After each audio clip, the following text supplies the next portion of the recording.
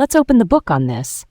Today in Phoenix, the police department is under intense scrutiny after 5 fatal encounters since January, raising hard questions about civil rights, community trust, and public safety across the valley.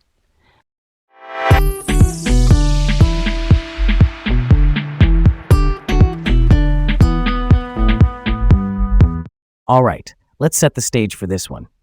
I'm Leah. And I'm Garrett. Welcome to Laid Back Local, the news of the day, with Leah and Garrett, coming to you from Phoenix. Let's dive right in. First up, Phoenix police were involved in 5 fatal incidents in 2026, already nearly half of last year's total of 11 by mid-March, and it's sparking serious concern. Here's what we know.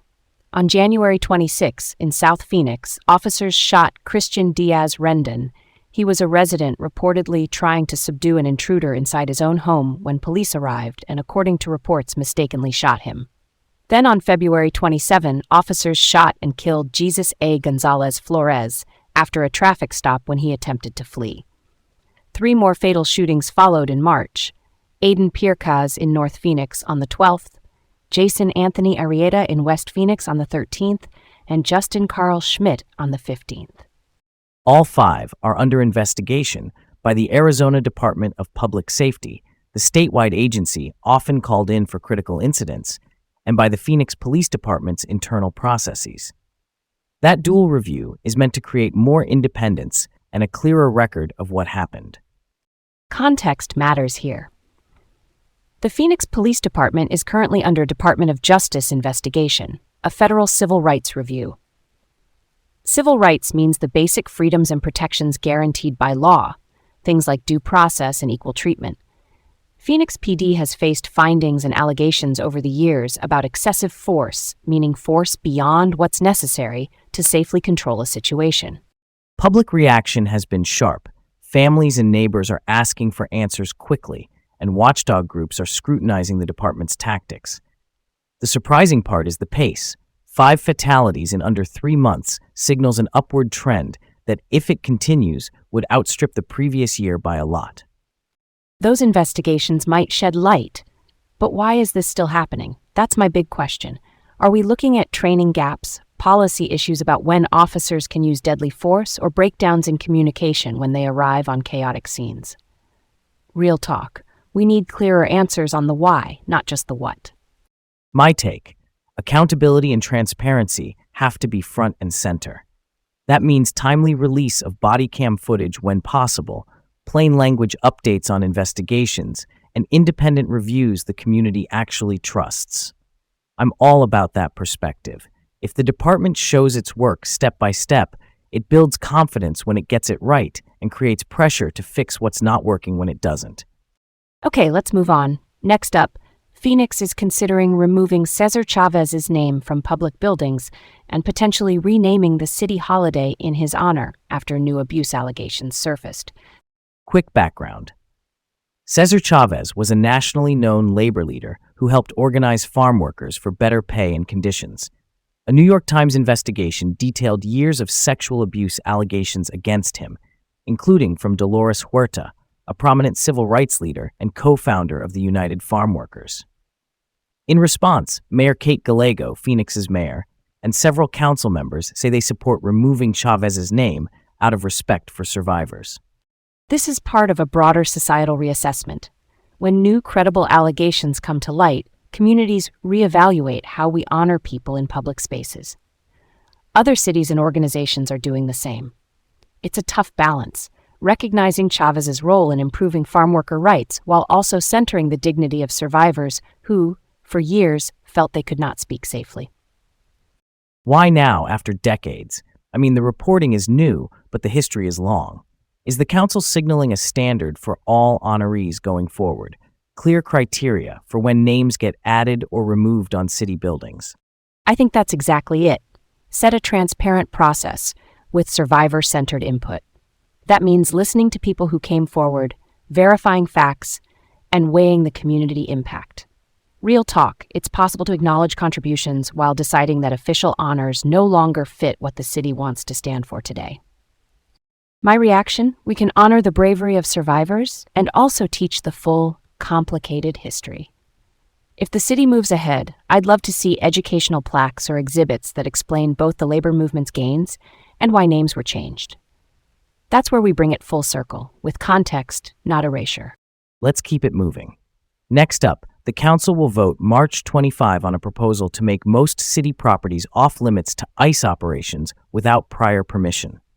ICE is Immigration and Customs Enforcement, the federal agency that enforces immigration laws. The plan is part of the Community Transparency Initiative. Think of it as a package of local rules. It would create ICE-free zones on city properties, require training for municipal workers, and set up data collection on possible rights violations by federal agents. By rights violations, we mean things like detaining someone without proper legal cause.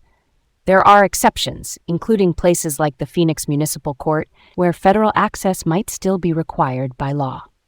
Activists have packed meetings, with some disruptions during a recent work session. Emotions are high. Supporters say the goal is clear boundaries that prevent chaotic confrontations we've seen in other cities, while critics question whether the policy can actually constrain federal operations. That effectiveness debate is still very much open. Why would the city step in here? In short, local control. City leaders argue they manage city property for public use and safety, and they want predictable protocols so residents aren't blindsided at libraries, parks, or service centers. It's not about nullifying federal law, it's about clarifying how and whether federal operations use local spaces. My take: local rules of the road make sense on city turf. If this sets up better communication and clear permissions before any operation, that helps protect people's rights and keeps public spaces calm. Yeah, that checks out for me. Measure twice, cut once, Switching gears just a little, Phoenix's housing market is finally cooling after the pandemic frenzy. Realtors say the median sale price is edging down, the affordability index is improving, and there's a lot more inventory. The affordability index is a simple score for how feasible it is for a typical household to buy a home. Higher means easier. The numbers jump out. We've got over 26,000 homes on the market across the valley, about 13 times the listings we saw at the tightest point during the pandemic. Buyers can actually take a breath, compare neighborhoods, and get inspections without sprinting to bid on day one. That's pretty cool, right? Not everything is cheaper. Some spots like Scottsdale and Queen Creek are still seeing price increases, and prices overall remain high compared to pre-2020 levels. Data from February shows the median sale price dipping, but we're not back to bargain territory, more like stabilization after a spike. There's a broader backdrop too: global events and local economics. Realtors point to the recent conflict in the Middle East and supply chain ripples as factors that can influence rates, materials, and investor behavior. Meanwhile, state and city lawmakers are pushing affordable housing initiatives. Think zoning tweaks or incentives to build starter homes and rentals. The big question is whether those policies scale fast enough to matter for families this year. My reaction? I'm glad buyers have a little leverage again, but the affordability gap is real, especially for first-timers and renters eyeing a future purchase. Let's not let this one slide by. Keep the pressure on for more attainable housing and track whether these policy moves translate into doors people can actually walk through. Last up, on a lighter note, citrus season etiquette in Phoenix. The question that pops up every spring: is it okay to pick fruit from a neighbor's tree? Short answer: ask first. If a tree is on someone's property, you need permission, especially if there's a fence or gate. Otherwise, it can be trespassing or even burglary in legal terms. If branches hang over a public right-of-way, like a sidewalk or alley owned by the city, taking fruit that's clearly over public space is generally okay. Fallen fruit on public space is typically fine too. Still, manners matter. A quick knock or a note goes a long way. And public right-of-way just means the ground the city maintains for everyone's use: sidewalks, streets, alleys. There's also a gardening note here. Late-season picking helps trees conserve water and energy heading into summer, which can keep them healthier. That's something to chew on, huh? And a taste warning: a lot of the ornamental oranges around Phoenix are Seville oranges. They're beautiful but sour, not great for snacking. They shine in marmalade. That's a chunky orange jam with peel. The British have loved it for ages. So if you do pick, maybe pick for a recipe. And again, ask first. My take, totally down for neighborly communication. Swap a bag of lemons for a jar of marmalade and everybody wins. I might even, build a DIY fruit picker in the workshop to make it easier. No stress, keep it safe, and keep it friendly. So there we have it, full circle from heavy headlines to citrus tips. Thanks for tuning in to Laid Back Local, the news of the day with Leah and Garrett from Phoenix. Enjoy your day, and we'll catch you tomorrow with more updates.